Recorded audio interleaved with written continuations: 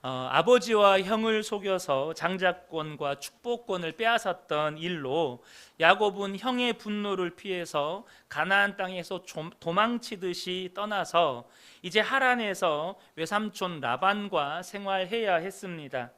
그런 야곱이 이제는 외삼촌 라반으로부터 도망치듯이 떠나 가나안 땅으로 돌아가는 내용의 시작이 오늘 본문에 기록이 되어 있습니다.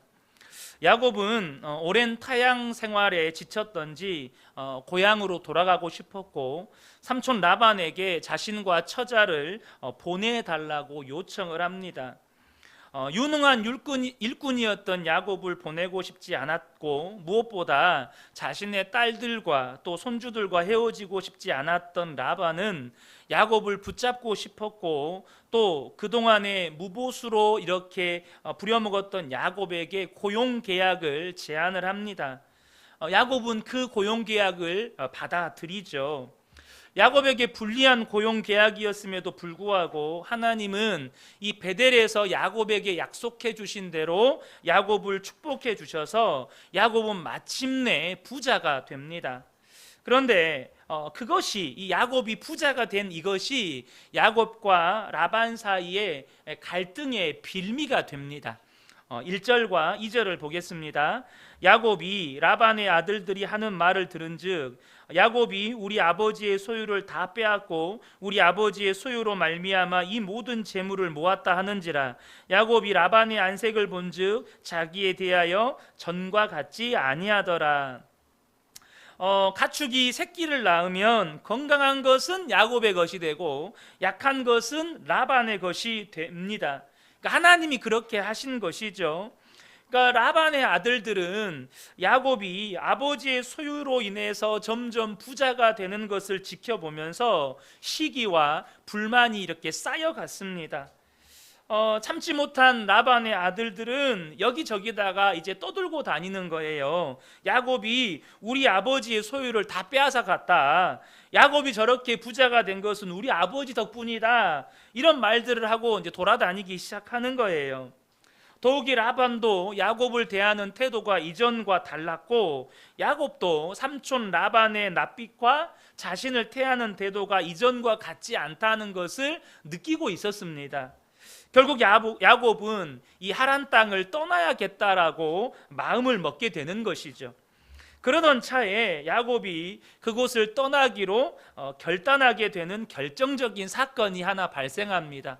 3절입니다. 여호와께서 야곱에게 이르시되 내 조상의 땅 내 족속에게로 돌아가라. 내가 너와 함께 있으리라 하신지라.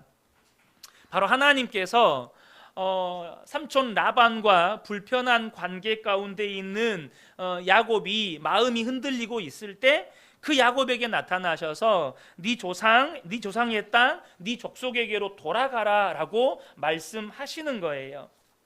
왜 하나님은 하필 야곱이 라반과 이런 불편한 관계로 인해서 마음이 흔들리고 있을 때 나타나셔서 야곱을 그냥 여기 머물러라, 이 하란 땅에 머물러라 이렇게 막지 않으시고 고향으로 돌아가라고 말씀하실까요? 우리가 그동안에 야곱을 쭉 살펴왔지만 야곱이라고 하는 인물은 굉장히 세속적인 인물이고 또 허물도 많고 성격상 의심도 많고 자존심도 강하고 더구나 야망과 욕심이 많은 그런 사람입니다. 오죽하면 자기 목적을 이루기 위해서 형과 아버지를 속이겠어요? 창세기에서 아브람과 이삭에 대한 기록들을 보면 그래도 이 두 사람은요, 하나님에 대한 생각들이 많고 하나님과 친밀했던 사람들이었다는 것을 발견하게 됩니다. 그런데 반면에 야곱은 하나님에 대해 관심이 별로 없어요. 그래서 오로지 자기 자신에 대해서밖에 관심이 없습니다. 야곱이 이렇게 오랜 세월을 살아오는 동안에 야곱에 대한 기록을 보면 야곱이 무슨 하나님과 대화를 나누었다, 야곱이 하나님께 무슨 제단을 쌓았다, 야곱이 하나님께 뭐 예배를 드렸다, 이런 기록이 없어요.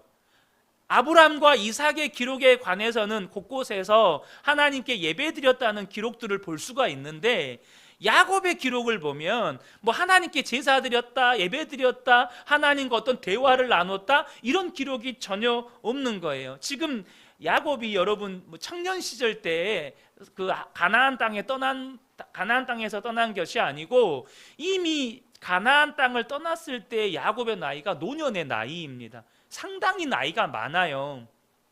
그 오랜 세월을 살면서 어떤 하나님과 뭐 친밀하게 동행했다, 이런 기록이 없어요.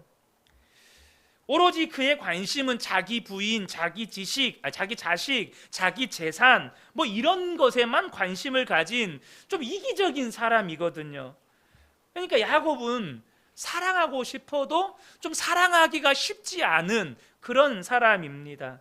그런데 오늘 하나님께서 보여주시는 것은 뭐냐면 그런 야곱을 하나님이 사랑하신다는 것입니다. 도저히 사랑할 수 없는 그런 사람인데 그런 야곱을 버리지 않으시고 포기하지 않으신다는 거예요. 야곱의 인격과 사람 됨됨이와 상관없이 하나님이 야곱을 사랑하신다는 것입니다. 그래서 하나님은 야곱이 라반과 불편한 관계 가운데 있을 때 나타나셔서 걱정하지 말고 두려워하지 말고 네 조상의 땅, 네 족속에게로 돌아가라, 이렇게 말씀하시는 것입니다. 야곱은 욕심도 많았지만 겁도 많았던 사람입니다. 무엇보다 이제 하란 땅에서 삶의 기반을 잡은 사람이에요. 야곱이 부자가 됐다고 성경이 말씀하잖아요. 삼촌 못지않은 부자가 되었어요. 여러분, 겁도 많은 사람이 가나안 땅으로 돌아갈 수나 있겠어요? 못 돌아갑니다. 하나님도 그걸 아세요. 그래서 하나님께서 고향으로 돌아가라고 말씀하시면서 하시는 말씀이 있어요. 그게 뭐죠? 내가 너와 함께 있으리라, 이 말씀이에요. 여러분, 이것이 저와 여러분을 향한 하나님의 영원한 약속의 말씀입니다. 내가 너와 함께 있으리라. 우리도 겁 많잖아요. 우리도 두려움 많잖아요. 뭔 일만 생기면 걱정 많이 하고 근심 많이 하잖아요. 주님, 그런 우리를 향한 주님의 약속이 뭐냐면 내가 너와 함께 있으리라, 이거예요. 그래서 저와 여러분이 늘 기억하셔야 돼요. 하나님이 나와 함께 하신다. 하나님이 나와 함께 하셔서 나를 인도하신다. 나를 보호해 주신다. 내 삶을 하나님이 책임지신다. 이 믿음이 저와 여러분에게 있기를 축복합니다. 이에 야곱은 자기 아내들을 불러서 자신의 고민과 또 그동안에 있었던 일들을 이야기합니다. 4절과 5절을 보면 야곱이 사람을 보내어 라헬과 레아를 자기 양떼가 있는 들로 불러다가 그들에게 이르되 내가 그대들의 아버지의 안색을 본즉 내게 대하여 전과 같지 아니하도다. 그러할지라도 내 아버지의 하나님은 나와 함께 계셨느니라.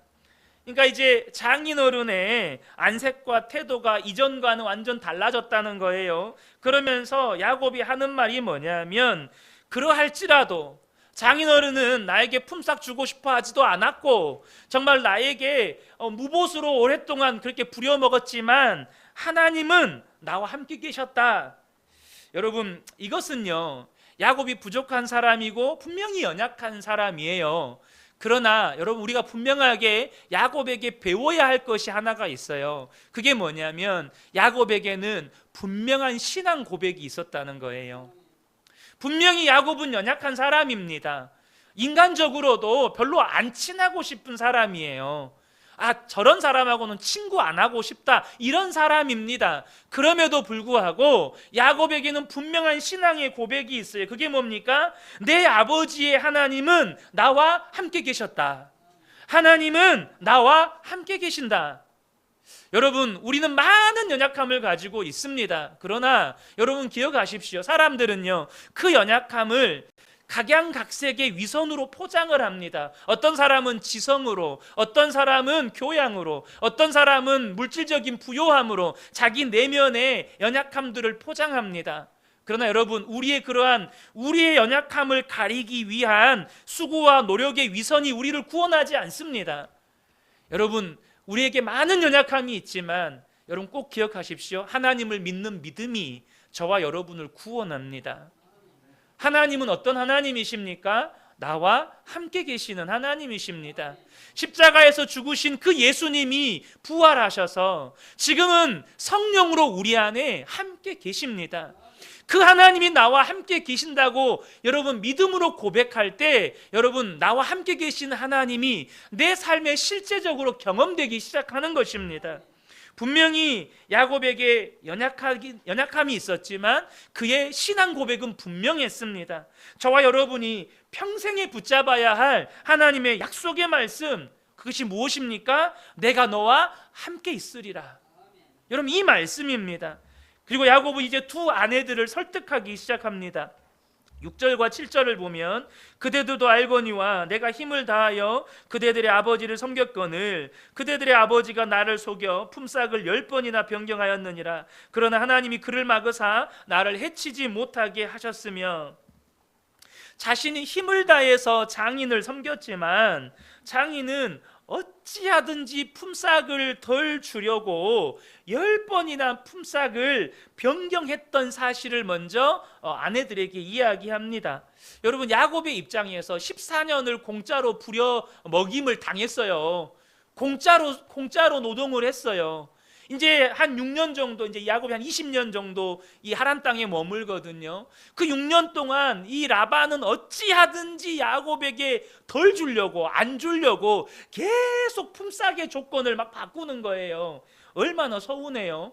결혼도 사기쳐서 결혼시키지, 라헬을 빌미로 14년 부려먹었지, 이제 한 6년 동안 일하면서 내 몫을 차지하려고 하는데 그때마다 품삯을 바꿔서 덜 주려고 떼먹으려고 하는 이 장인어른 얼마나 미워요. 그런데 우리가 지난주에 나누었던 것처럼 라반은요, 하나님이 야곱 때문에 자신의 소유에 복을 주셨다는 것을 분명하게 알았습니다. 그런 야곱을 데리고 있으면 하나님이 계속해서 자신에게 복을 주실 것이라고 생각했을 거예요. 그리고 교활하게도 라반은 이 장인의 위치와 힘을 가지고 소위 말해서 야곱을 농락합니다. 하지만 라반이 몰랐던 것이 하나가 있어요. 그게 뭐냐면 야곱으로 인하여 자신에게 복을 주시는 하나님이 야곱과 함께 하시며 야곱을 지키시며 야곱을 축복하신다는 사실을 라반이 몰랐어요. 자신은 야곱에게 어떻게든 덜 주려고, 야곱을 좀 더 공짜로 부려먹어 보려고 그렇게 교활한 방법을 동원하는데 하나님이 야곱과 함께 하시고 하나님이 야곱을 지키시고 하나님이 야곱을 축복하신다는 사실을 전혀 몰랐던 거예요. 야곱은 지금 이 사실을 두 아내에게 상기시켜주고 있는 것입니다. 장인이 그렇게 했을지라도 하나님이 나를 축복하신다. 그러면서 8절부터 10절까지 보면 그가 이르기를 점 있는 것이 내 삭시 되리라 하면 온 양떼가 낳은 것이 점이 있는 것이요. 여러분 라반이 점 있는 것이 네 삭시 될 것이다 라고 왜 그렇게 이야기했을까요? 점 있는 것이 나올 가능성이 없으니까 그렇게 말을 하는 거예요. 또 얼룩무늬가 있는 것이 내 삭시되리라 하면 온 양떼가 낳은 것이 얼룩무늬 있는 것이니 하나님이 이같이 그대들의 아버지의 가축을 빼앗아 내게 주셨느니라. 그 양떼가 새끼 뵐 때에 내가 꿈에 눈을 들어보니 양떼를 탄 순양은 다 얼룩무늬 있는 것과 점 있는 것과 아롱진 것이었더라. 그러니까 라반이 야곱에게 품삯을 덜 주려거나 혹은 안 주기 위해서 품삯의 조건을 바꿀 때마다 하나님은 야곱이 손해보지 않도록 라반의 것을 빼앗아서 야곱에게 주셨다는 거예요. 그래서 그가 맡은 라반의 양들은 우리가 지난주에 나누었지만 다 흰색 양들이에요. 흰색 양들. 근데 여러분, 그러니까 라반이 아예 애초에 얼룩지고 아롱지고 점이 있는 거 못 낳게 하려고 사흘길을 떨어뜨려 놨어요.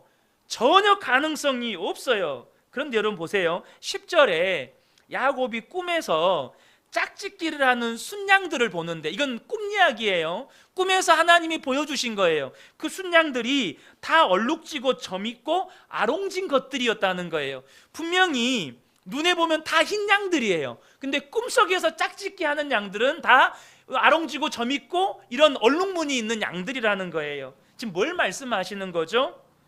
분명히 눈에 보이는 짝짓기 하는 양들은 다 흰 양들이지만 눈에 보이지 아니하시는 하나님이 거기에 개입하셨다는 것입니다. 하나님이 거기에 개입하셨다는 거예요. 좀 이것을 저와 여러분이 좀 쉽게 이해하기 위해서 설명을 드리면, 이것은 자연 법칙 안에서의 설명입니다. 하나님께서 초자연적으로도 역사하실 수 있는 가능성을 열어두고 하는 이야기예요. 분명히 눈에 보이는 색깔은 다 흰 양들이에요. 근데 짝짓기 하는 순양들에게 다 얼룩지고 아롱지고 점 있는 새끼를 낳을 수 있는 유전자가 있었다는 거예요. 그러니까 짝짓기를 하면 그 유전자만 작동하게 하셔가지고 다 얼룩지고 아롱지고 점 있는 것들을 낳게 하셔서 라반의 것을 다 빼앗아서 야곱에게 줘버리시는 거예요. 사랑하는 성도 여러분, 저와 여러분이 꼭 아셔야 하는 것이 있습니다. 무슨 말이냐? 하나님은 자기 백성들이 절대 손해보게 하지 않으십니다. 여러분, 이걸 믿으시기 바랍니다. 지금 당장은 내가 누구에게 속아서 경제적으로 큰 손해를 볼 수도 있습니다. 지금 당장은 내가 양보해서 더 많은 수고와 헌신과 고통을 감수해야 할 수도 있습니다. 그러나 하나님께서 택하신 백성들을 반드시 지키시고 보호하시고 복 주십니다. 이 말을 여러분 오해하시면 안 돼요. 내가 100만 원 손해보면 하나님 반드시 100만 원, 1000만 원으로 갚아주신다, 이런 말이 아닙니다. 하나님이 택하시고 사랑하시는 저와 여러분을 하나님이 지키시고 보호하셔서 마침내 축복의 사람으로 빚으시고 세워주신다는 거예요. 라반은 어떻게 하든지 야곱에게 품삯을 주고 싶지 않은데, 하나님은 라반의 모든 시도가 수포가 되게 하셔서 야곱에게 복을 주시는 것입니다. 점 있는 것이 나오면 안 되는데 점 있는 것이 나오고, 얼룩무늬 있는 것이 나오면 안 되는데 얼룩무늬가 나오고, 무슨 아롱진 것이 나오면 안 되는데 막 아롱진 것을 낳아요. 도무지 이게 라반이 이해가 안 되는 거예요. 무슨 말이죠? 하나님이 지키십니다. 하나님이 야곱을 복주고 계시다는 거예요. 망해야 하는 상황인데 오히려 복을 받는 거예요. 이것이 그리스도 예수 안에서 우리에게 약속된 축복의 삶입니다. 분명히 보이는 건, 눈에 보이는 건 망해야 돼요. 근데 복을 받아요. 고린도후서 6장 9절에서 10절을 보면, 무명한 자 같으나 유명한 자요, 죽은 자 같으나 보라 우리가 살아있고, 징계를 받는 자 같으나 죽임을 당하지 아니하고, 근심하는 자 같으나 항상 기뻐하고, 가난한 자 같으나 많은 사람을 부요하게 하고, 아무것도 없는 자 같으나 모든 것을 가진 자로다. 아멘이십니까? 여러분, 이 약속의 말씀이 저와 여러분에게 주신 하나님의 약속의 말씀입니다. 여러분, 이러한 삶을 살고 싶지 않습니까? 상황을 보면 저 사람 인생 망했다, 다 말해요, 망했다고. 근데 안 망하는 거예요. 안 망하는 게 아니라 복을 받는 거예요. 그것이 예수 그리스도 안에서 우리에게 주신 하나님의 약속의 말씀이라는 것입니다. 여러분, 우리가 인품이 훌륭하고 또 착하고 정직해서 이런 축복을 약속해 주시는 게 아닙니다. 하나님이 축복하기로 작정한 사람을 축복하시는 것입니다. 여러분은 여러분의 자녀가 공부를 잘해서 사랑하십니까? 여러분은 여러분의 자녀가 거짓말도 안 하고 인격적으로 훌륭해서 그래서 사랑하십니까? 여러분, 부모는 자녀가 공부를 못하고 또 거짓말도 하고 또 하지 말아야 할 행동을 하면서 내 속을 뒤집어 놓고 막 화를 돋궈도 여러분, 포기하지 않고 끝까지 사랑하는 것이 부모의 마음입니다. 여러분, 우리 하나님은 더하다는 거예요. 그러므로 여러분 자신이 여러분을 볼 때 부족하잖아요. 내가 볼 때도 내 인품이 너무 모지라, 화내면 안 되는 상황인데 막 화를 내요. 짜증을 내면 안 되는 상황에서 막 짜증을 내요. 절제해야 되는 상황에서 절제도 못해요. 우린 정말로 모자란 사람들입니다. 그러나 여러분, 안심하세요. 우리를 향한 하나님의 마음이 사랑입니다. 우리를 향한 하나님의 가장 기초적인 마음이 사랑이에요. 하나님 포기하지 않으시고 우리를 축복하십니다. 이제 야곱은 하나님이 자기가 억울한 일을 당했을 때 왜 하나님이 개입하셨는지를 이야기하는데 자신이 베델에서 만난 하나님 이야기를 합니다. 11절부터 13절인데요.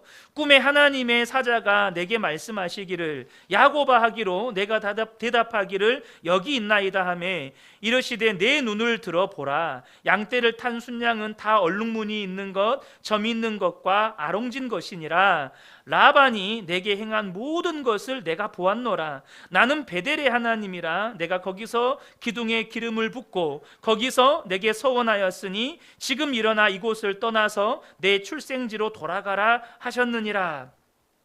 하나님이 이러한 억울한 일을 당하고 있는 야곱에게 왜 개입하셨는지를 이야기하면서 베델의 하나님을 이야기합니다. 그런데 우리가 먼저 좀 보아야 될 건 뭐냐면 베델에서 만난 하나님을 이야기하기 전에 12절에서 하나님이 하신 중요한 말씀 한 가지를 합니다. 그게 뭐냐면 라반이 야곱에게 나쁜 짓을 할 때 하나님께서 라반이 내게 행한 모든 것을 내가 보았노라 라고 말씀해 주셨다는 거예요.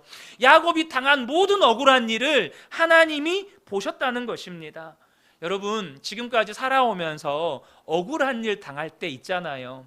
내가 하지도 않았는데 했다고, 내가 한 일이 아닌데 사람들은 나에게 손가락질하고, 사람들이 나를 오해하면서 비방하고, 또 나를 속여서 금전적으로나 혹은 인간관계를 깨뜨리고 금전적인 손해를 입히고, 그런 억울한 일 당할 때 있지 않습니까? 근데 여러분, 너무 억울해하지 마세요. 우리 하나님이 다 보고 계십니다. 하나님 다 알고 계십니다. 우리가 억울한 일 당했던 거 다 보고 계시고, 우리가 마음 상했던 거 다 하나님께서 보고 계셨습니다. 그리고 하나님 반드시 갚아주십니다. 그러므로 하나님이 다 보고 계신다, 하나님이 다 알고 계신다, 그거 믿고 지금 여러분이 해야 할 일을 하시기 바랍니다.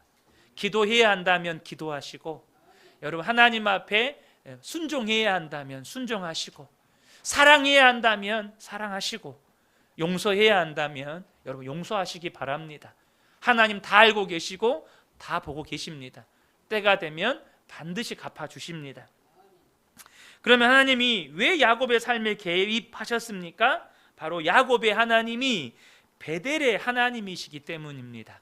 여러분, 베델의 하나님이 어떤 하나님이십니까? 창세기 28장에 야곱이 하란으로 도망쳐 나오면서 베델에서 하나님을 만난 사건을 기록하고 있습니다. 그 베델의 하나님을 창세기 28장에서 보겠습니다. 13절부터 15절에 보면 또 본즉 여호와께서 그 위에 서서 이르되 나는 여호와니 너의 조부 아브라함의 하나님이요 이삭의 하나님이라. 내가 누워있는 땅을 내가 너와 내 자손에게 주리니 내 자손이 땅의 티끌같이 되어 내가 서쪽과 동쪽과 북쪽과 남쪽으로 퍼져나갈지며 땅의 모든 족속이 너와 내 자손으로 말미암아 복을 받으리라. 내가 너와 함께 있어 내가 어디로 가든지 너를 지키며 너를 이끌어 이 땅으로 돌아오게 할지라. 내가 내게 허락한 것을 다 이루기까지 너를 떠나지 아니하리라 하신지라. 여러분, 베델의 하나님은 어떤 하나님이십니까? 신실하신 하나님이십니다. 베델의 하나님은 야곱을 만나 주셨고 야곱을 무조건적으로 축복해 주시겠다고 그 복을 약속해 주셨을 뿐만 아니라 반드시 지키시는 신실하신 하나님이에요. 여기서 중요한 것은 야곱의 믿음과 인품이 훌륭하거나 혹은 야곱이 선한 일을 많이 해서 무슨 존경할 만한 것이 있을 때 이 말씀을 하신 게 아니라는 거예요. 도리어 야곱이 아버지와 형을 속이고 축복권과 장자권을 빼앗아 형의 분노를 사서 모든 것을 잃고 도망쳐서 가장 초라하고 가장 절망적일 때 나타나셔서 나는 너의 하나님이 될 것이다, 나는 너를 반드시 축복할 것이다, 나는 너를 떠나지 않을 것이다, 네가 이곳으로 돌아와 나를 섬기게 할 것이다, 이 모든 것을 이루기까지 나는 너를 절대 떠나지 않을 것이다 라고 말씀해 주셨어요.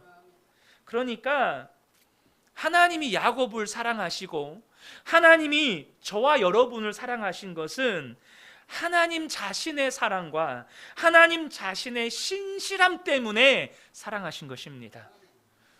우리가 뭔가 사랑받을 만한 행동을 해서 사랑하신 게 아니라는 거예요. 우리가 어떤 집안에서 태어났고 어떤 자질과 인격을 가지고 태어났든지 하나님은 전혀 그런 것 상관하지 않으시고 우리를 사랑하시고 우리를 축복하시기로 결정하셨다는 거예요.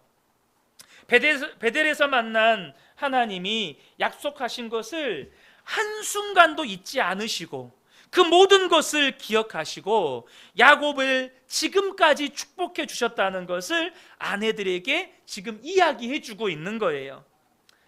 우리는 여기서 정말 중요한 사실을 발견하게 됩니다. 무엇입니까? 하나님은 약속하신 것을 반드시 지키신다는 것입니다.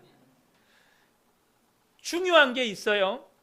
그 하나님의 약속은 십자가에서 우리에게 이루어졌다는 것입니다. 여러분 이거 기억하셔야 돼요. 그 약속이 나와 무슨 상관입니까? 여러분 그 약속이 이루어졌기 때문에 저와 여러분이 지금 여기에서 예배하는 것입니다.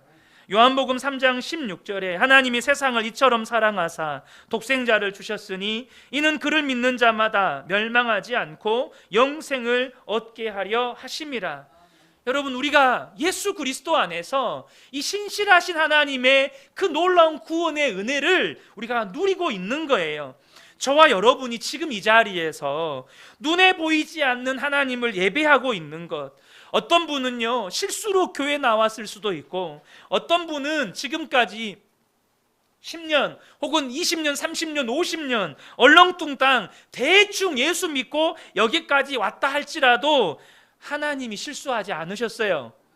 하나님이 저와 여러분을 예수 그리스도 안에서 여기까지 이끄셨다는 것입니다. 하나님의 놀라운 섭리와 그 신실하심 때문에 그 신실하신 그 성품으로 역사하셨기 때문에 지금 저와 여러분이 이 자리에서 하나님을 예배하고 있는 거예요.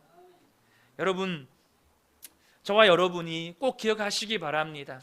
그 신실하신 하나님이 변치 않으시고 저와 여러분을 사랑하시고 축복하고 계시다는 거예요. 야곱이 베델에서 이 꿈을 통해서 하나님을 만나고 깜짝 놀라 깨어서 하나님께 세 가지 소원을 드립니다. 첫 번째는 하나님이 내 하나님이 되실 것입니다 라는 소원이었어요. 그 말은 내 평생에 하나님을 섬길 것입니다 라는 소원이에요. 두 번째는 그 야곱이 베고 자던 돌베개를 세워서 기름을 붓고 세우는데 이 돌기둥이 하나님의 집이 될 것입니다 라고 소원을 합니다. 세 번째는 하나님이 나를 축복해 주시면 내가 돌아와서 반드시 11조를 드리겠습니다 라는 소원을 하나님께 드렸습니다. 여러분 우리도 마찬가지예요. 우리가 은혜 받고 성령 충만할 때 뭐 서원의 무게 뭐 이런 거 잘 몰라요. 모르고 그냥 하나님께 약속을 드리는 경우가 종종 있어요. 그래서 막 하나님 제가 뭐 선교사로 나가겠습니다부터 시작해서 제가 뭐 주의 종이 되겠습니다. 제가 뭐 교회 몇 개를 세우겠습니다. 막 이런 약속들을 한다고요. 그런데 이 본문에서 우리에게 가르쳐주는 중요한 또 하나의 사실이 있는데요. 하나님은요 우리가 하나님께 드린 약속을 잊지 않으시고 지키게 하신다는 거예요.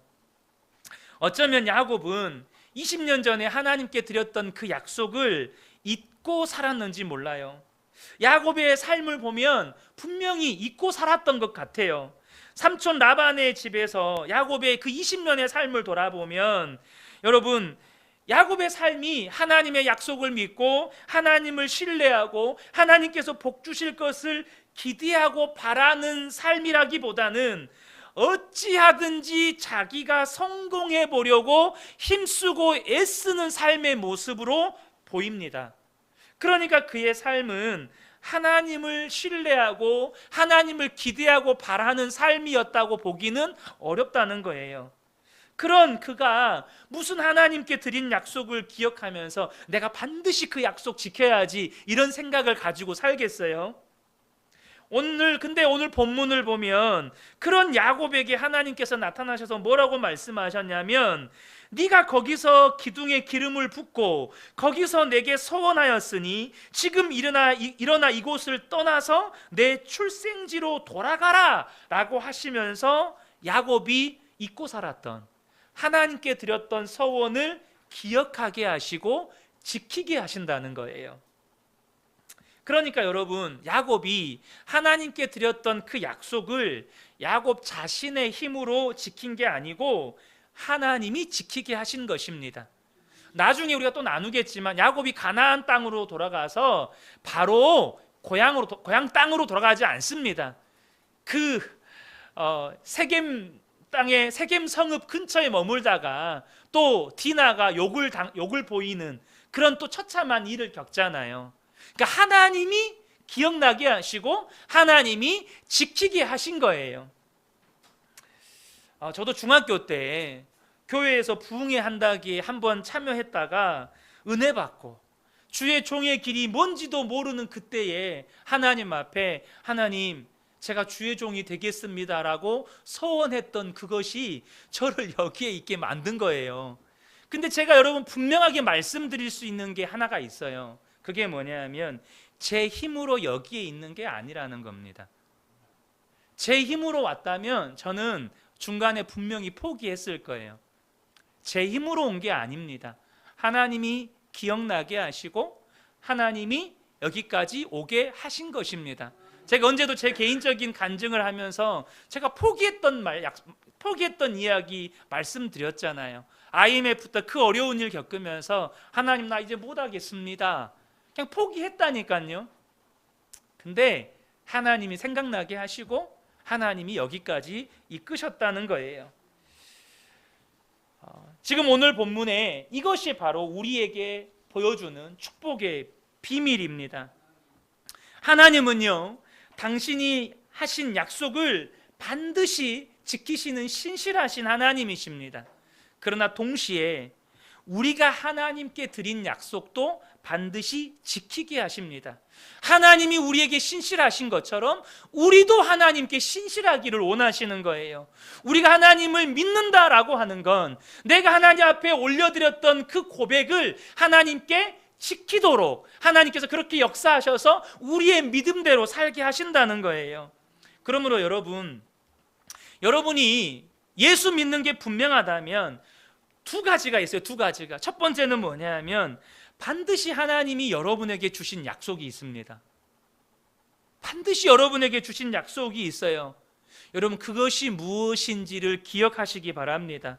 혹시 기억이 나지 않거나 나는 그런 약속이 없다고 생각하는 분이 계시다면 여러분 하나님께 기도하십시오. 하나님 제게 주신 약속이 무엇이었는지 다시 기억나게 해주십시오. 하나님 저는 아직도 하나님이 제게 무슨 약속을 주셨는지를 모릅니다. 하나님 가르쳐 주십시오. 왜 그것을 우리가 알아야 합니까? 하나님이 신실하신 하나님이시기 때문입니다. 하나님이 내게 무슨 약속을 하셨고 그 약속을 어떻게 내 삶 가운데 지켜오셨는지를, 그 약속을 알아야 여러분 우리가 하나님이 내 삶에 어떻게 역사하셨는지를 보지 않겠어요? 그거를 경험하지 않겠어요? 하나님이 내 삶에 무슨 약속을 하셨는지도 모르는데 하나님이 내 삶에 어떻게 역사하시는지를 내가 어떻게 보고 경험합니까? 여러분 하나님은 약속하시고 반드시 지키시는 하나님이십니다. 그런데 여러분이 은혜 받은 성도들이 분명하다면 또한 여러분이 하나님 앞에 올려드렸던 마음의 소원의 고백들이 있을 거예요. 여러분 있지 않습니까? 하나님께서 야곱에게 말씀하셨어요. 네가 소원했다. 네가 베델에서 나에게 소원한 것이 있었다. 여러분 여러분의 베델에서 여러분이 하나님께 올려드렸던 약속들이 있습니다. 하나님 제가 하나님이 너무 좋아요. 제가 하나님 이렇게 살고 싶습니다. 뭐를 바치겠다 이게 아니어도 하나님 제가 이런 사람이 되고 싶습니다. 하나님 제가 이런 꿈을 가지고 살아가고 싶습니다. 하나님 제가 이런 비전의 사람이 되고 싶습니다. 여러분 하나님 앞에 올려드렸던, 여러분의 베델에서 하나님께 올려드렸던 그런 약속들이 있다니까요. 그런데 여러분 어쩌면 20년 동안 야곱이 잊어버리고 살았던 것처럼 여러분도 혹시 까마득히 잊고 살고 있지는 않습니까? 하나님은 야곱의 서원을 기억하신 것처럼 우리의 서원도 기억하십니다. 그리고 기억나게 하셔서 그것을 지키도록 우리에게 은혜 베풀어 주시고 우리를 이끌어 주십니다. 여러분이 한 약속 잊지 마십시오. 지금 여러분이 지킬 힘이 없다면 하나님, 제가 하나님 앞에 이런 약속을 드렸는데 제가 지킬 수 있도록 하나님 저에게 은혜 베풀어 주십시오. 그렇게 하나님 앞에 구하시라는 것입니다. 이것이 여러분 축복의 비밀입니다. 하나님의 축복과 남편의 삶에 하나님이 행하신 일들을 다 들은 이 라헬과 레아가 어찌 야곱의 의견에 동의하지를 않겠습니까? 14절부터 16절을 보면 라헬과 레아가 그에게 대답하여 이르되 우리가 우리 아버지의 집에서 무슨 분깃이나 유산이 있으리요? 아버지가 우리를 팔고 우리의 돈을 다 먹어버렸으니 아버지가 우리를 외국인처럼 여기는 것이 아닌가? 하나님이 우리 아버지에게서 취하여 가신 재물은 우리와 우리 자식의 것이니 이제 하나님이 당신에게 이르신 일을 다 준행하라. 여러분, 여기 보면 레아와 라헬은 야곱의 아내들이기도 하지만 라반의 딸들이기도 합니다. 그런데 지금 야곱이 하는 이야기는 자신들의 아버지에 대해서 좋은 이야기를 하는 게 아니에요. 쉽게 말하면 당신들 아버지 나쁜 사람이다, 어떻게 나한테 이렇게 사기칠 수가 있냐, 장인이 맞냐, 막 이렇게 자기 아버지를 지금 막 험담하는 거예요. 만약에 야곱이요 막무가내로 이 두 아내의 아버지인 라반을 막 험담하면서 무조건 떠나자라고 막 윽박지르고 우겼으면 라헬과 레아가 그럽시다, 우리 떠납시다 그랬을까요? 왜 괜한 아버지 모함하냐고, 당신이 뭔데 내 아버지 욕하냐고 또 그 집안에서 싸움 나지 않았겠습니까? 그런데 지금 레아와 라헬은 야곱의 이야기를 통해서 남편의 삶에 하나님의 축복과 하나님이 행하신 일들을 다 분명하게 보는 거예요. 그러니 어찌 반대를 하겠습니까? 여러분, 이것이 우리에게 주는 중요한 도전이 있습니다. 그게 무엇입니까? 저는 우리 성도님들의 삶에 하나님의 축복과 하나님이 행하신 일들을 주변 사람들에게 이야기해 줄 수 있는 분들이 되시기를 축복합니다. 여러분, 막무가내로 하나님 믿어라, 막무가내로 나를 따라라, 막무가내로 내 의견을 따라라, 이게 아니라 여러분의 삶에 역사하신 하나님을 보여줄 수 있고 이야기해 줄 수 있는 분들이 되셔야 한다는 거예요.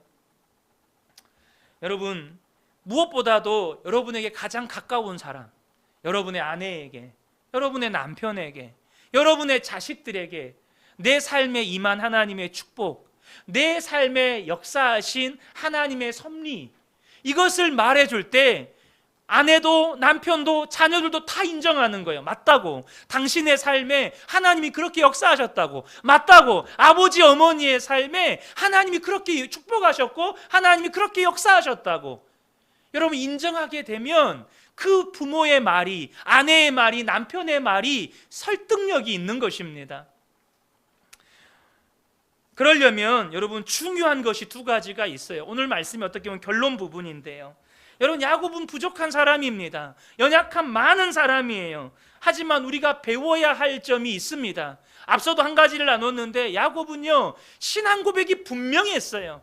그런 연약함이 있었지만 하나님은 나와 함께 하신다, 이 믿음의 고백이 분명히 했습니다. 그런데 또한 두 가지 우리에게 주는 도전이 있어요. 그게 뭐냐면 야곱은 하나님의 말씀을 듣는 귀가 있었다는 거예요. 비록 그가 정말로 좀 모자라게, 정말로 사람답지 못하게, 정말 흠이 많게 그렇게 살았어요. 그러나 하나님이 말씀하실 때는요 말씀을 듣는 귀가 있었어요. 그에게 나타나셔서 말씀하신 하나님의 말씀을 들었다는 것입니다. 또 한 가지, 하나님의 말씀을 들으면 결단하고 순종했다는 것입니다.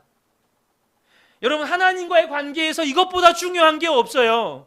하나님이 말씀하실 때 그 말씀을 듣는 귀와 내게 말씀하셨다면 다른 거 이제 생각하지 않고 오직 그 말씀에 순종하기로 그냥 결단하는 거예요. 이것이 야곱의 삶을 통해서 우리가 도전받아야 하는 것입니다. 저는 우리 모든 성도님들이 정말로 축복의 사람들이 되시기를 축복합니다. 하나님 반드시 축복하십니다. 그런데요, 축복을 담는 그릇이 되십시오.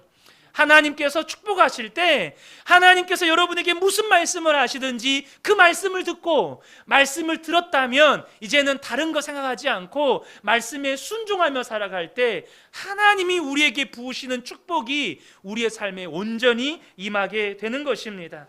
우리 근혜교회 모든 성도님들의 삶이 이런 야곱과 같은 축복의 삶이 되시기를 예수님의 이름으로 축복합니다. 아멘.